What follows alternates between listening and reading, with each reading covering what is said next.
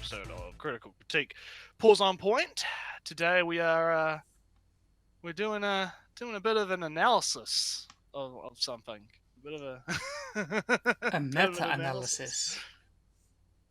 Yeah, we're gonna be talking about Kaguya-sama and how Kaguya-sama wants to overthrow the government and institute a Marxist regime.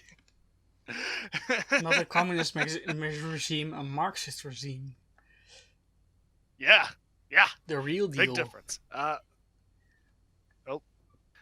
Yeah, so pretty much me and Ellie have seen this before. We actually, funnily enough, didn't do an episode, but it was like the precursor, one of the two precursor videos before we actually started the channel was this one. So we can thank Zarya for this. Yeah, we can thank Zarya for starting the whole channel. Yeah, we've got a Marxist analysis. I'm very interested to see a proper, well-researched Marxist analysis of a Japanese anime. So without any further ado, 3, 2, 1. Kaguya-sama is a series that's deeply concerned with conflict, in all of its forms.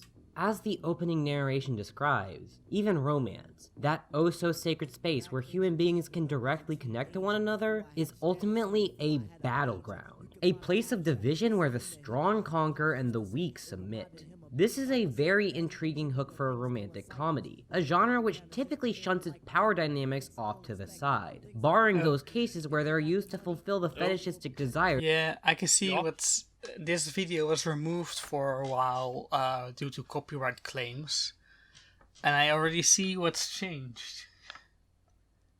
Yeah. The whole thing is mirrored. Yeah. Yeah, and this is how they got around the copyright strike. Is that for now trick? At least? For now, yeah. So anyway, off to an okay start. You know, just general intro of the show: conflict in romance. Romance. All right, let's keep going.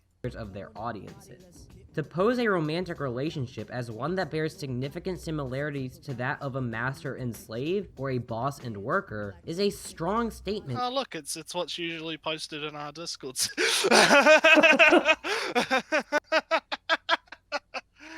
Oh man.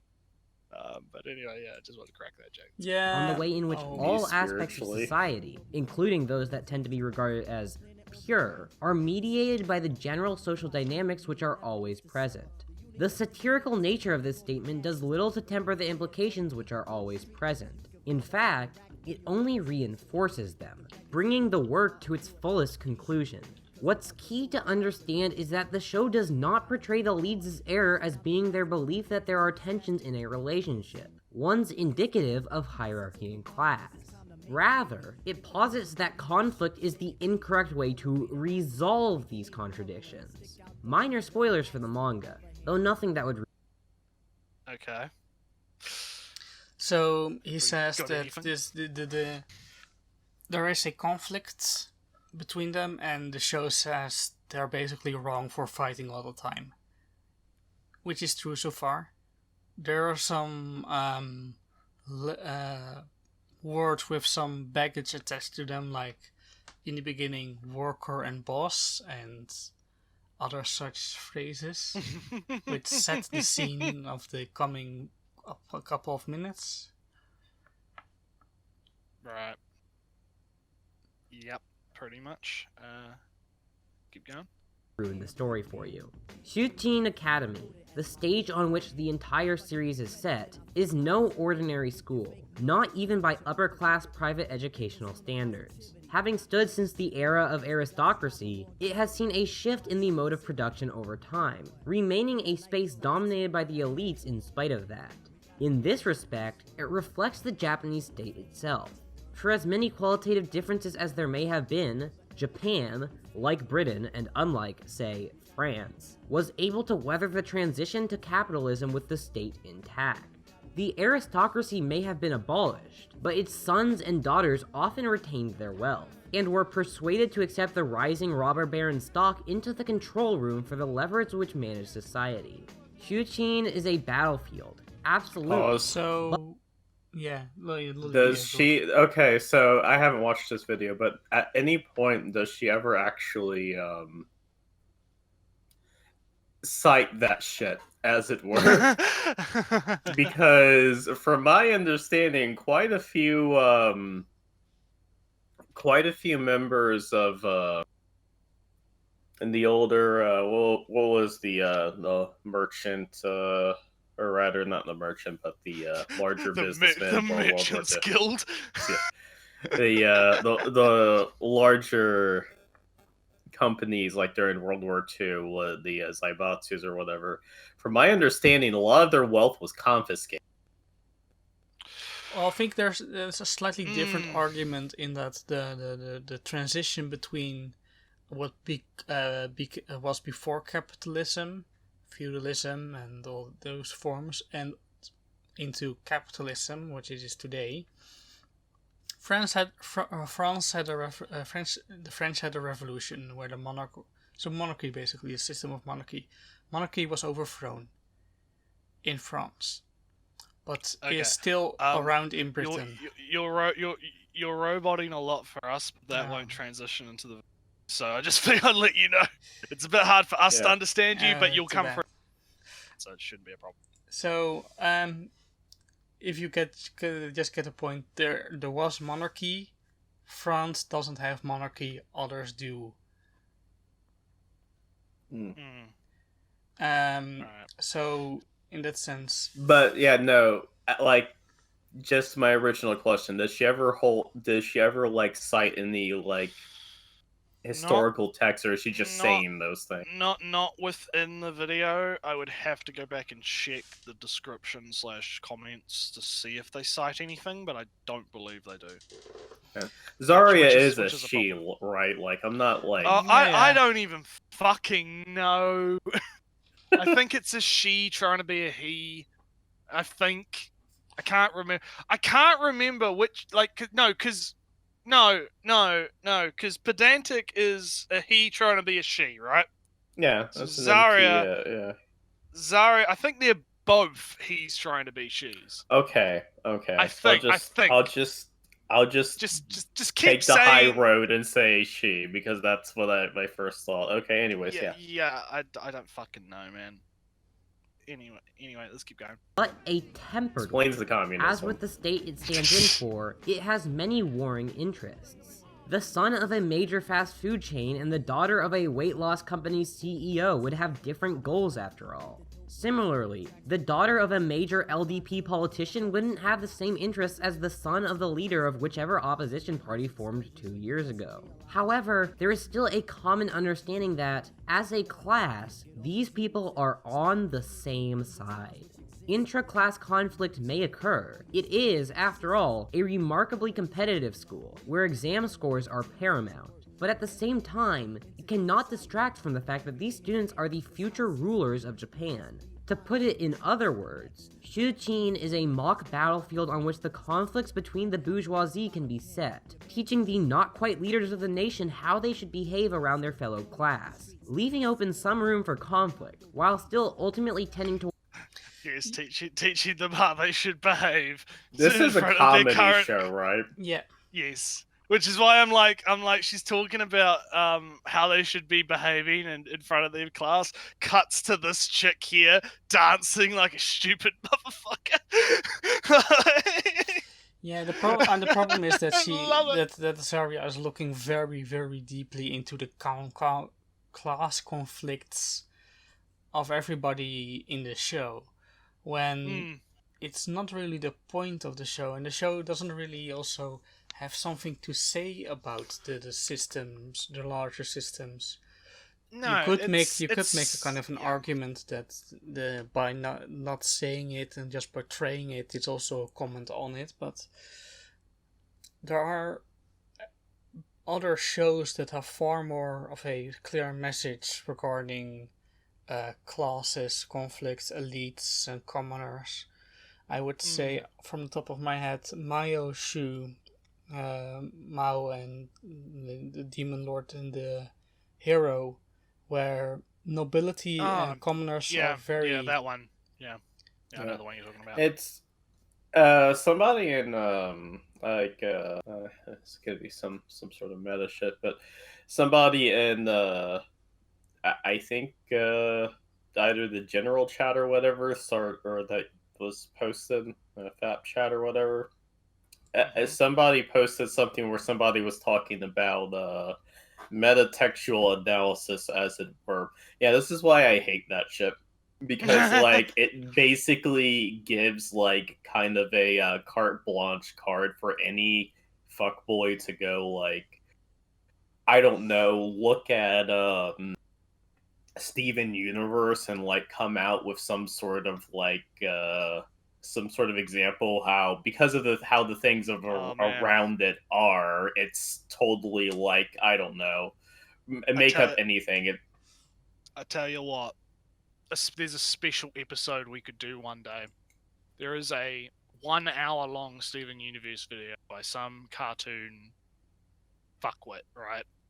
And I know this is really off topic, but it's like, what the first half is like a normal review, where it's like, okay, the animation's kind of shit, they go off model, the colors are really whack, typical, okay reviewer type fix. Then at about the halfway point, it switches into Rebecca Sugar is a Nazi.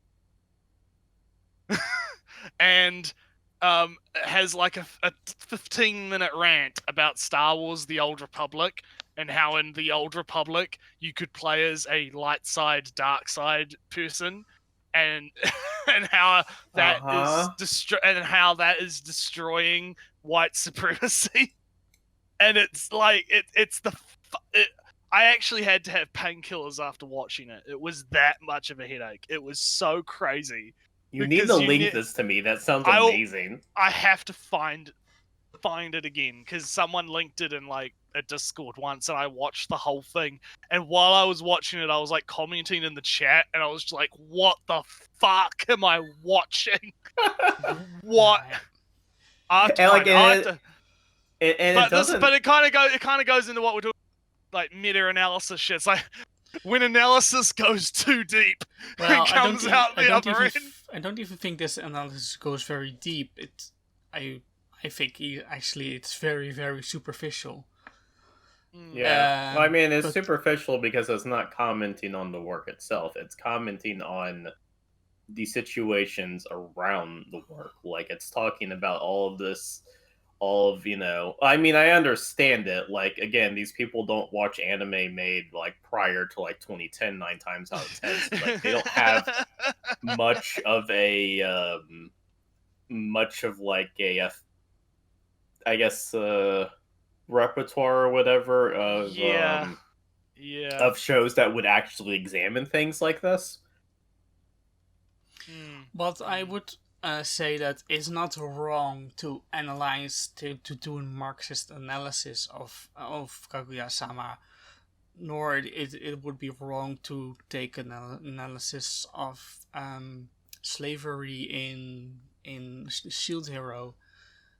It's very popular these days. But with slavery and Shield Hero, that's something that's directly tied to the narrative. I can understand that a bit more than this. Yeah, but my point really is, it's not wrong to take a analysis of any kind to any show. The question is more, is it worth doing? Does this show have is after your analysis is done, does the show have something to say or something meaningful to say about it? And I think, I mean, when your audience is like a bunch of teenagers who haven't like grown up enough to realize that communist is kind of full of shit. I used to be like almost borderline communist when I was like 14, 15, but I kind of outgrew that by the time I was 17. What's the old saying? Something along the lines of you don't have a heart, you don't have a brain, etc. Yeah. It's something like that, where it's like, if you're young, you're not a communist, you don't have a heart. Or If socialist, if you're old and you're not a if you're not, or something like that, yeah. I thought it And was... if you're old, no, okay, I think I've got it. It's if you're young and not a socialist, you don't have heart. If you're old and not a conservative, then you don't have a brain, or something along those lines. It's. I think that's very, very far removed from communism and capitalism or whatever. It's a similar idea as like as you grow, you start to have different ideas. Not everybody. Yeah. But let's. Unfortunately, let's not everybody. Unfortunately, this is how we get Cortez or whatever her name is. All right, let's keep going. Towards the benign antics befitting a comedy. However, Shuqin is not a place which bars all non-bourgeois voices, only one that makes their appearance difficult. Shirogana's existence is evidence of this fact. The state is a battleground on which classes can attempt to assert their interests, even if it is necessarily under the control of capital as long as it's the dominant mode of production. Working class representatives can make it into the state apparatus, even rising to the top of its ranks with enough strategic know-how. I'm sorry, but she's talking about all this shit. This fucking pink-haired chick just dancing. It's making me laugh. Dabbing on the proletariat. And it's she's dabbing on the proletariat. Well, no, she's a elite dabbing on another elite. Yeah. But bourgeoisie. Yeah, that's right. She's the bourgeoisie dabbing on the bourgeoisie. But if you take the metatextual analysis of this, she's technically dabbing in front of the audience, and the audience is likely proletariat. Ergo, she's a stand-in for the proletariat dabbing on the bourgeoisie. Gotta dab on those poor people.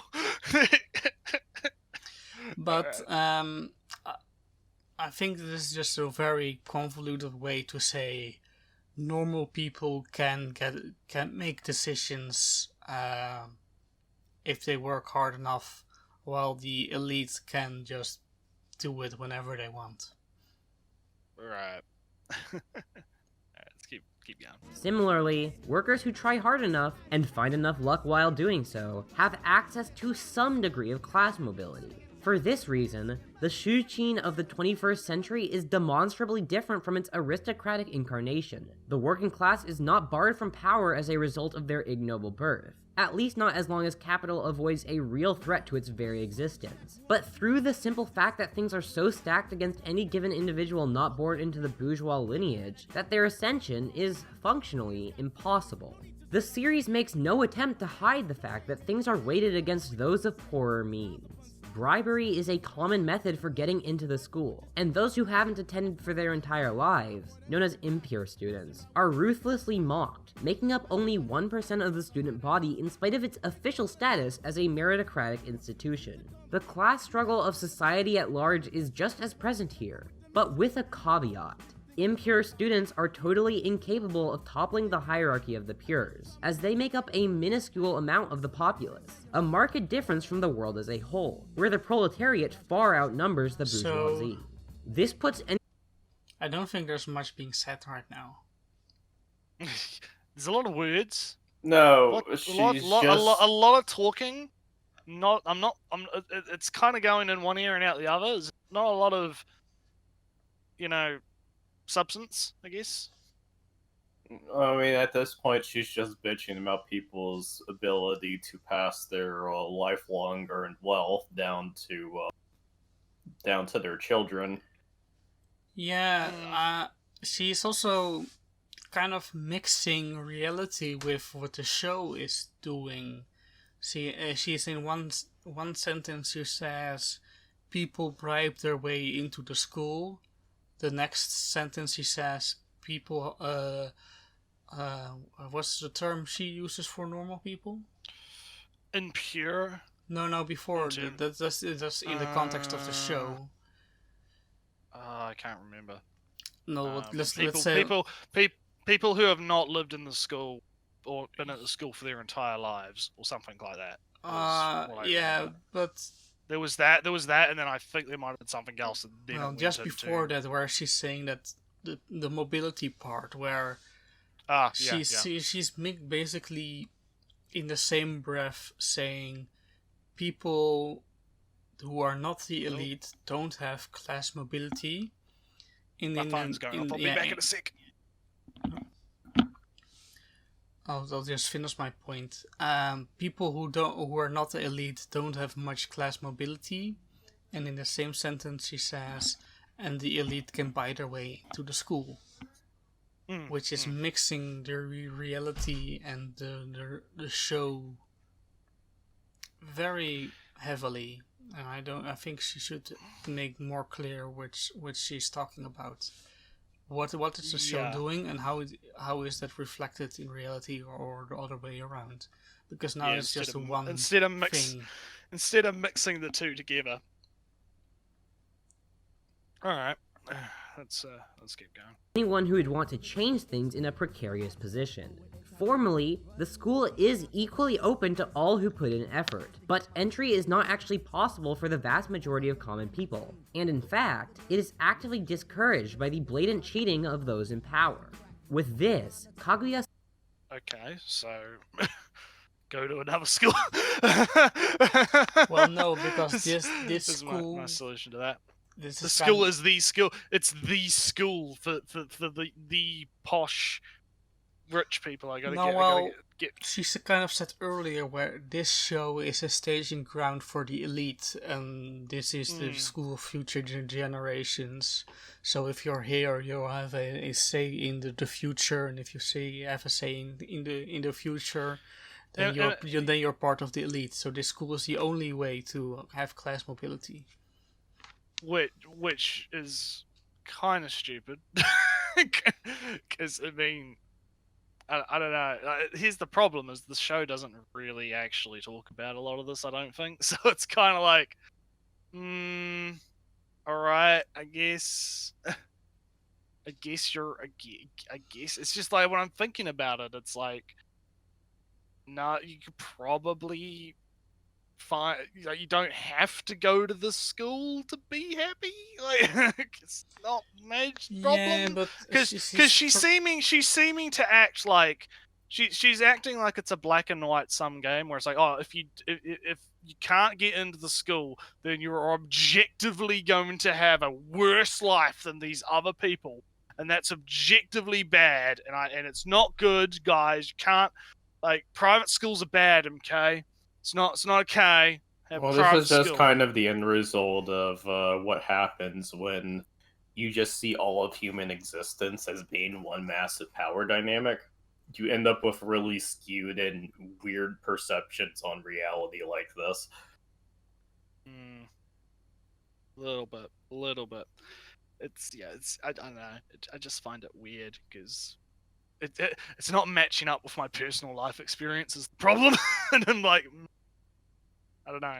But anyway, let's keep going. You can say that you're giving a metatextual analysis of the I'm giving a metatextual a Marxist analysis of Kaguya-sama. Alright, let's keep going. Is the essential nature of the bourgeois state as corrupt at its core, incapable of being truly won over in spite of its public-facing attempts to claim otherwise. Shirogane poses a unique perspective in this broader system. His role as the sole impure member of the caste, born outside the bourgeois hegemony that controls the school, is a key one in interpreting how the show believes class dynamics must be mediated, and what the unique classes look like. Shirogane is, above all else, notable for the degree of work he puts into anything he does. His sharp eyes reflect the amount of time he devotes to studying, student council duties, and working jobs to support his otherwise incomeless family. His presence is indicative of individualist impulses, those which claim that anyone could make it to the top if they just try hard enough. Imbalanced as he may be in many fields, Shirogane has gotten where he has in Shuchin by applying himself towards higher positions, something which to most working people would not only be an unfavorable prospect, but an impossible one. He tried very hard. See, the issue here, you have to kind of, like, personal success varies from individual. Not every person views being rich as a person. Like, sure, being rich is fucking awesome and you can buy a lot of shit and you can have more power and all that shit, but it's the idea of, okay, well, does that actually make you happy though? Does money buy does money buy happiness? Right, is the question I'm asking. I think the issue is that success measured in a capitalistic society is measured in the amount of capital that you can acquire. Yeah, if you're measuring it on, like, I guess, a non-individualistic standpoint, yes. However, my argument is that to different people, like, their measure of success can, like, some people are perfectly happy being poor artists, right? They don't care about the money. They just want to make their art. I think the trap of this video is that it gets people, like, even talking about the show in this way in the first place, when the examples given are very tenuous. And like and outside of that, they all seem to come down to the setting. Yeah, it's almost all down to the setting. Almost, I haven't seen really anything in the narrative outside of outside of the whole thing with the main character. Poor man, rich woman. Yeah, and what was I gonna say? Oh, yeah, no. Okay, quality of the video itself. There's, like, no pauses in her speech. So there's, like, no time for the audience to just kind of sit back and really think about any specific point. Well, I mean, yeah, no, it's a typical bullshit merchant tactic.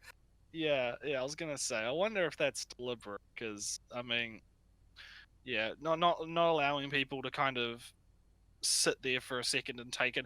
It's one of the things I like a little bit about, I guess, your boy Pause and Selects videos, is sometimes he does have those little transitions where he'll kind of give you a little bit of time. Like, there'll be a little pause in between sections, and it gives you time to kind of have a short little think about it, and then it goes into the next one. And I agree that, yeah, in terms of this, if you're going point, rapid fire, gotta get them out, no stop. It makes it, like, that's what I was said before, like, it's going in one ear and out the other, because I don't have time to properly think about what they're talking about. It's just, I mean, there's no time to think when you're woke. there's no time to think when you're woke. Imagine how don't think imagine how Prisma Ilya is a woke magical girl parody. Oh my god. But no, yeah, so back to my original thing is, like, yeah, I think that, again, it's this idea of it's kind of mixing a bit of that real life in the show, because in the show, yeah, this character is portrayed as the middle class, maybe, working class, even kind of lower, maybe lower class, maybe low lower income. than that, yeah, lowish, right? Rising up via hard work and determination, which is a very common sort of story related thing, right? And it's a good thing to actually, drill into people, because you should be working, even if you don't manage to make it into, like, the toppest of the top echelons or whatever, right? If you are actually working hard and actually, earning a lot, or at least enough, right? So you're better off than if you weren't doing that. So,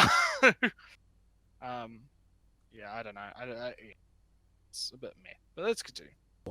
However, him having done this does not cause any structural change in the way the school works. He may be an inspiring representative of the impures, as one of the few student council presidents to come from that caste. Yet, as you would expect, there's no discussion of other impures attending on account of this. The system of bribery and exclusion that occurs at the school does not disappear. Even when running for re-election, there are those who won't vote for him purely due to his emergence from outside the school. In the battleground that is the bourgeois state, the workers can put forth their hardworking delegates, and yet the system will not fundamentally... Alright, so one thing he probably just isn't keeping in mind when talking about this, Zarya, I'm going to guess, comes from a Western society, right? Yes. Assumed. Yes. Yeah. So the Japanese and a lot of Asian cultures in general tend to be very collective. So when you're voting for somebody outside of a school, it can be seen as voting in an outsider. It probably has less to do with actual wealth. Yeah, I in the context of the show, you could make the argument that it's because it's the rich dunking on the poor, but I actually agree with you. I think it's more likely the idea of outsider rather than the fact, but like he's an outsider because of his upbringing, and he's an outsider because he is, who he is. But it's more the fact that he is the outsider rather than why he's the outsider. I think there's very little class conflict to be had in this show. Yeah, because the show's not about that. Which is I can think of shows that absolutely are. Yeah, that's why I said there are other shows that are better to analyze. And this is the thing. And this is the thing, right? It's like Zarya's kind of trying to, I guess, make mountains out of molehills, I guess. Like, she's got these little tiny threads of, things, and just trying to stretch them out to be these way bigger points than what they actually are. And it's not working. I'm just kind of on like almost like snooze mode watching this. Like, I'm just I can't help but think that if I were to watch this show, I would kind of find that most of the points she makes happens in like episode 1, and like from that point, when she watched the first episode, she probably was already like, I'm going to tie this into my commie rhetoric. I think as soon as Zarya, because there's the poor and the rich and the wealthy, the school, I think is probably when they because something you have to remember about Zarya and Pedantic Romantic, right, is that in my view they're propaganda artists, right? A lot of the stuff that they put out comes off as being put out solely to try and push their narrative and push their ideas. And so since Kaguya-sama was a relatively popular show that season, I wouldn't say it was like immensely super popular, but it had its, memes and its moments, and people were quite into it. And the dance. And the dance, can't forget the dance. It makes me think that Zarya saw that the show was popular and went, okay, how can I use this, right? How can I use this to talk about a subject that I like? A subject that I like and I want to push, right? A little bit. So yeah, let's go on. I saw that post in the chat. Anyway, yeah. Fundamentally changed through voting and individualists rising up the ranks. If anything, Shirogane begins to be subsumed into the attitudes of the rich students who surround him. At the same time, his identity as a part of his own class is clear. He maintains a belief that his relationship with Shinomiya is one of struggle on an inherent level, and as a result, refuses to confess to her. In many ways, the series appears deeply ambivalent about the value of his actions. While he brings a moral center to the council as someone from a humbler background, his personal fortunes show little sign of changing, indicating the futility of even attempting to move up the class pyramid. Despite this, he continues to engage on this bourgeois battlefield, conceding to the principle that workers can gain from trying their best, yet refusing to fully capitulate to capital, and acknowledge its victory over him by confessing. Okay. My problem with this... Shirogane is consumed by the elite and is basically now part of it. And I find it... The show's not about him moving up the ranks. No. If the show was about, like, if the show's actually, like, again, you'd have to change the whole show to do this because the show's not about this, right? If the show was about, he's a middle class boy, he's been accepted into the school due to hard work, he's raised up the ranks to become student council, now he's trying to use that position to raise up the ranks of society and gain more wealth for his family or what, right? If that was actually what the plot was, okay, but that's not what the plot's about. The plot is about these two people that are in love, fighting each other to try and win it, like get the other one to confess first. That's what the plot Yeah, is. no, I didn't even know that's what the plot was about because Zarya here never actually touches on that. Well, it's been like 8 minutes. No, because that's not Marxist enough. it's not. It doesn't Look, help the narrative, right? It doesn't help the. If you'd watched this video and had absolutely no idea about Kaguya-sama, you could actually come away with the misinterpretation that it is about the shit Zarya is talking about when it's not. Like it's really not. Yeah, if you don't have the wherewithal to actually think about what you're watching. Yeah. Like there'll be many times where like I'm watching a show where one of these, people are like saying, "Oh no, it's about this or it's about that," and like I'm actually watching it, or like if it's a video game, they're like, "Oh, this video game's about this," and I'm playing it, and like I'm sitting there and I'm trying to see it from their viewpoint, and it's like, where the hell did they get any of this shit? And I guess what was posted about the metatextual analysis kind of makes all of this shit make sense. If you claim it's a metatextual analysis, you can basically just kind of go like bullshit your way, bullshit your worldview onto it, or without putting into regards what the author was trying to say. I mean, when you start going around saying things like "death of the author," then you can absolutely do that. My thing is that this show would be very much a show about raising up the ranks if they showed Shirogane's raise up the ranks, because he becomes president, basically the highest position in the school, before the first episode starts. Yeah, they don't focus on that at all. So it's just to set up. It's used to just set up the setting, which is afterwards he is basically he is and remains the highest ranking member of the school. So there's no mobility beyond what he has now. Yeah, I was gonna say it's not like he can like what would be a higher position in a school than the student count, like principal.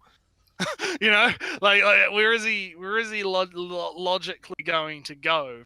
He's at like he's already achieved the highest position, which actually kind of runs counter to the narrative that Zarya is trying to spin, where the working class can't rise up the ranks and they don't have class mobility. Well, here's a guy who clearly has class mobility and has reached the highest possible position within the micro structure of the school, right? Well, I would say that the Zarya's point is that no other commoner has risen to a statue similar to him. So yeah, but no other, just because no one else has done it doesn't dispute the fact that he did it. Yeah, in the context of the show, but looking outside the context, you would say there's real world mixing. There are very few commoners in politics in that sense. Maybe British politics more so than mainland European common. But you can like politics is also not necessarily the only way to gain power. Obviously, you can gain capital via the use of invention. There's people that have gone from rags to riches. Stories are quite common. I just want to point out we're not even talking about the show at this point. Exactly. Well, because this video, I know that's so. because we can't talk about the show because Zarya here isn't talking about the show. Yeah. All right. But let's watch further regardless. All right. Yeah. She is equally important, of course. As the opening description says, Shinomiya is the daughter of a family whose total assets equate to 200 trillion yen. This would make them the 10th largest nation by GDP, composing more than a third of Japan's wealth all told. In short, she's rich on a scale that cannot even be imagined, practically a personification of the bourgeoisie in herself. As with Shirogane, her depiction is characteristic of her class as a whole. For while most of the school's students are quite rich, that trait is far less important to the personalities of those aside from Shinomiya. Above all else, she is an incredibly sheltered girl. Take, for instance, the case of the first time. Not having been educated on what sex is, she assumes that a first time is kissing someone, inadvertently implying that her family regularly has sex with one another to the rest of the council. This joke is referred back to frequently throughout the series, though that's true for many gags, and part of what makes it such an effective rom-com. And it's characteristic of how Shinomiya is treated as a representative of her class. She's drawing a lot of interpretation off of a very standard archetype of a sheltered rich girl. Yeah, a funny joke of stereotypes is a metaphor for bourgeoisie. It makes her the representation of the bourgeois, the mass. Oh my god. Well, I mean that's kind of the whole trap of this, because like of course, Zarya can make that can make that type of claim and get away with it because Shinomiya is representative of the rich because she's far richer than anybody else. She's richer than the way that I would say. Well, I mean, the thing is that, of course, Zarya here can make that claim because they're not keeping off their intention in mind. This is why I hate when there's like, a whatever or like worldview analysis of this specific thing, because it comes across as like detached and skewed from what shit actually is. Like, imagine like you wanted to there's a star in the sky, right? And the star has a blue light because it's a very bright star. Now, in theory, if you were to bend light enough, it would start to engage in a redshift. Like if you had a lens that could bend light enough, the blue star can start to appear red or as a weaker star as you swap out the lenses. But it's not a weak star. It's still a blue white or a white star in the sky, right? Right. Yeah, you're getting what I'm saying here, right? Yeah. You can make any show about anything. Like shit, I should just do that. I should go out on the limb and Prisma Ilia Season 2, how it's an analysis of post-colonial apartheid or whatever. Look, there was a scene where they tossed Kuro into the mud, and what was she tossed in by? White people. Racism. Yeah. The entire show what you do is a conflict. What you do is you do exactly as you just delivered that, and like the visuals is the scene where they get tossed into the mud by the white people, and then you just have giant text this white text just starts flashing saying racism. No, and like you have to understand too, when you're looking at this from like our perspective, like the meta perspective, the second season of Prisma Ilia is all about white Ilia fighting against black Ilia, clearly representing the racial struggles within, I don't know, let's just say the United States, even though it takes place in Japan. Yeah. Alright. We're almost there, let's keep going. While her initial description of doing it with family members regularly implies to the others that she's a deviant, a common stereotype of the rich, the reveal that this was all a misunderstanding paints her instead as naive. Essentially, it's saying that the customs of the world's rulers are not, in themselves, particularly strange, but appear as such due to their estrangement from the rest. This is just explaining the joke. Kind of. It's not even really like a Marxist analysis, is just explaining the joke. Like the joke is that she is naive, and that she's sheltered. That's it. In connection to the rest of the real world. Yeah, which makes sense. The anime real world. And it's funny, and it's like you don't. It's not a joke that really needs to be explained. So, yeah, I don't know. Yeah, what are you doing? Rest of society. Compared to Shirogane, who's been forced to learn about the world as a result of his upbringing, Shinomiya has not a hint of how things might work outside what her family deigned to tell her. She is, at the same time, quite capable, holding her own against Shirogane when it comes to exams, possessing talent in nearly every field she participates in, and serving as an excellent vice president for the school. She's not useless, merely soaking up the value of others' labor. She herself may not have earned where she is, in fact, she certainly didn't, but she does deserve the spot she's in. Her cuter traits only serve to accompany this. For as much as the ruling class may seem snide and uncaring on the outside, there's a core within them that demonstrates their care for the world at large, albeit one accompanied by a healthy degree of elitism. She is, in essence, a being made of contradictions. Rightfully proud and powerful on the one hand, while utterly estranged from the goings-on of the vast majority of the population on the other hand. While for Shirogane, the text concerns itself with the paradoxical struggle of waging war for bourgeois betterment while refusing to fully concede to capital, for Shinomiya, the principal challenge is in finding her place as a... I don't think there's any conflict within Shirogane for fighting for the bourgeoisie and succumbing to capital. Yeah, there's that. That's just not a thing. That's just not. Yeah, that. Again, it's she's seeing ghosts that are not there. She's seeing things that don't exist. I mean, unfortunately, it kind of really doesn't matter what, we say or anybody else says, because when you approach fiction like this, you're automatically setting the barrier because all of your evidence comes from the outside and your entire argument comes from outside the work itself. So, you can't just say, "Oh, well, I mean, this didn't occur in the show itself," because then they can just turn around and be like, "Well, I mean, I was talking about it on the meta level." But you still need the text, even on meta textual level, you still need the text, and the text doesn't support this. No, it doesn't.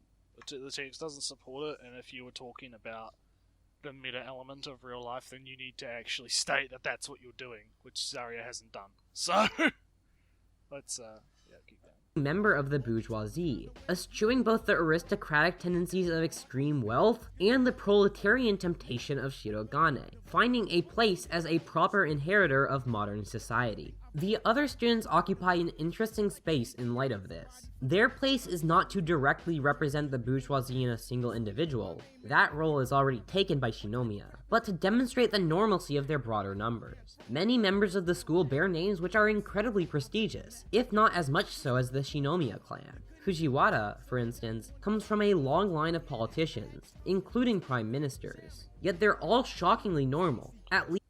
Oh my god, rich people are normal, guys. What a shock.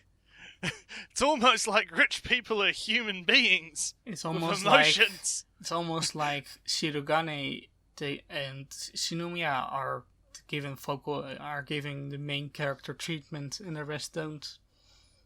Yeah, it's almost like, the show is not what they say. But no, I find this point about, oh well, the whole rich people normal thing is really funny to me. I just find it really funny, because it's like a lot of these types, right? These commie types, right? They like to think that people that are rich are this monolith, right? You see it a lot with people that hate Elon Musk, right? I think Ellie will know about this because he likes Musk. A lot of people hate on Elon, and it's like, oh, rich man bad. He's so bad. He's evil because he's rich and he's lots of money, and that makes him morally bad. It's evil what he did. It's like Elon Musk saves puppies. Oh, he's so evil. Why did he not let someone else save the puppies? You get what I'm saying, right? It's this idea that she's shocked that the rich people in the show are just portrayed as human beings is incredibly telling. Even though they're rich. Even though they're rich, right? Like, despite the fact they're rich, they still have, human-like traits. It being a shocking development says a lot about Zarya, right? A little bit. Because it's almost as if rich people have souls and they're not like vampires. Now, let's see how much souls they have. The bourgeoisie in Kaguya-sama is so similar to members of the rest of society that the difference could scarcely be noticed if we were not informed of it. This allows Shirogane to fit in more easily, though he still has difficulty doing so at first. And it also makes clear the fact that the proletariat and the bourgeoisie would be able to interact peaceably if they were to drop their guards as the council does around one another, and recognize that the inherent class tensions are not end-all be-all. Shinomiya and Shirogane are, of course, shy. This is the trait that, at least to a large extent, motivates their continued refusal to confess to one another, one which the series mocks. The narrator's insistence that all love is conflict is naturally satirical. It grounds the reasoning behind the leads' so-called game of love and war, yet the continued mocking of them for their shyer and cuter elements is an essential element of disproving the idea that they must struggle. Shyness, here, is a lens through which we can view class relations. The two primary classes of our period, the proletariat and the bourgeoisie, are caught at an impasse, and in many ways, their interests do not align. This is something acknowledged by the placing of Shuchin as a space meant entirely for the rich. Pause. However, Shirogane... The middle class doesn't exist. In America. No, I mean that's just basically the claim right here. Yeah, Okay, so, and this is kind of why I really don't even want to say just, oh, those commie types, because there's a clear difference between, the communist, who overthrew the Tsar's family in Russia, and the upper middle class communists you get in the US that would probably be the first against the wall during a revolution. In fact, I could absolutely guarantee you they'd be first against the wall during a revolution. I mean, if you establish an authoritarian regime, the first thing you do is get rid of the people who God put you into power. Anyways, that's not important. Yeah. I believe the term is useful idiot. Yeah, pretty much. Yeah, it's, again, this is just a whole lot of saying a whole lot of shit and not actually saying a whole Ironically, this worldview can only come from being as sheltered as Shinomiya here. Very, yeah. Alright, let's keep going. Almost there. Ane's entrance marks the opening of possibilities. The shyness exhibited by the pair is conditioned by their beliefs that they must not lose this struggle. Any concession would be a deadly defeat. To resolve these things, however, both must lose, and put their differences behind them. The conflict that they pose is not a real one, but to end it, the pair must unite. Essentially, Kaguya-sama accepts Metropolis' characterization of the heart, or in this Don't case, you dare the bring heart, Metropolis as the into mediator this. between hand and brain. Too late. It essentially poses its utopian future as one of class collaboration, I where the love two struggling Metropolis classes for unite in Metropolis. Fuck off. I love that movie. Fuck off. Don't bring that into your fucking seasonal Moe show. What the hell? Yeah. Why not just talk about Metro? Oh no, of course, that doesn't get the 16 crowd who is going to agree with your woke politics and on board if you review a silent film. Yeah. I don't think the show is even on a analytical level is saying class collaboration is the way forward. It's a romantic comedy. Yeah, even doesn't matter. It may be still a romantic comedy which says class collaboration is the way forward. But this romantic comedy doesn't say the class collaboration is the way forward. No, it doesn't. It's not about. Again, it's. I hate repeating myself, but it's not about that. It's not about that at all. And Zarya's trying to make it about that. Well, she stretched a joke about a sheltered girl not knowing what sex is to a point that the bourgeoisie doesn't know the struggles of the proletarian. Alright. In order to create a situation which is mutually beneficial, a romantic relationship on a grand scale. Of course, this possibility is, as always, a fraught one.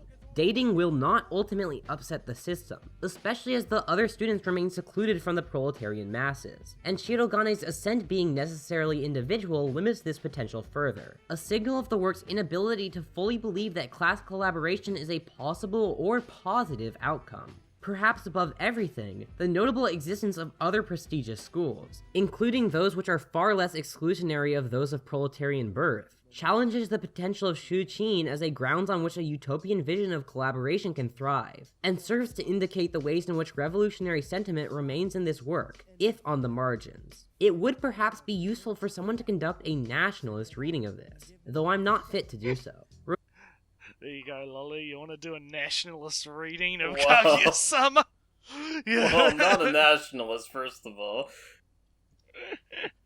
I can give you a libertarian reading on Kaguya-sama, or no, I could give you a libertarian reading on Wadaten. I don't think there's much nationalistic things in Kaguya-sama. Also, there's the one episode of when the French school comes in, but even then, there's little One episode. conflict between the schools. So it's really imposed by a principal or another character. Not really, the students themselves don't really care. Right. Regardless, its point remains clear. The power struggle of relationships is a constructed one, which exists due to misunderstandings between potential partners. While real tensions may be present, only by coming together and dropping your own guard can they be properly resolved. Also, it's a damn great show, and a fantastic manga. Really hope everyone enjoys it. I cannot wait to see all the comments saying, Kaguya-sama isn't Marxist, not realizing that Marxists can analyze anything. And See, there you go! There you go! You Well, can that analyze wasn't even my anything this way. That's why I let that play a little bit, because I knew that was coming.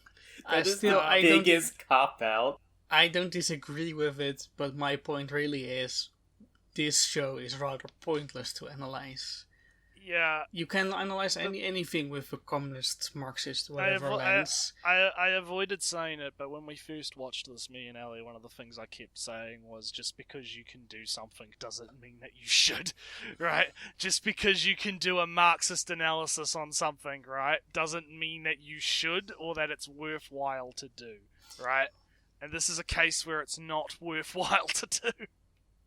Because it's superficially, you can make it about class conflict because there are classes and there's a conflict, but there really isn't a class conflict. And if there is one, it's not shown within the No. context of the show itself or the plot, right? It's just... It's the setting. That's all it is. It's the setting, and it's used to play... You know, you play off that to do jokes like the one where she's naive or whatever, because, rich sheltered girl doesn't know what sex is. You know, that's the joke. It's the joke! But, A capitalist, you can... you could do a Marxist, a capitalistic, a nationalistic lens on Mayoshu, because those themes are present. You could... It kind of reminds me of those asshats that go, oh, well, everything's political. Every single thing is political. I had an argument with a guy, right? And I'll keep this in the video because it's actually relevant, right? I had an argument with a guy who was trying to tell me that Venezuelans murdering cows for food is a political statement. Because everything is political. Even if you don't think it's political. Everything has to be political. This type of analysis I think reminds me of this theory. I think a better sentence... Well, I mean, everything is political, has its own meanings, but I think in a general sense, everything is cultural is a better way to say it. Because, of course, your politics arrive from your upbringing, your culture, your environment. Well, but most people have another definition when you say political, as a political statement, as a viewpoint of the world. When you say everything is cultural, I think it would be more it would accurate. better grasp what people generally mean by it.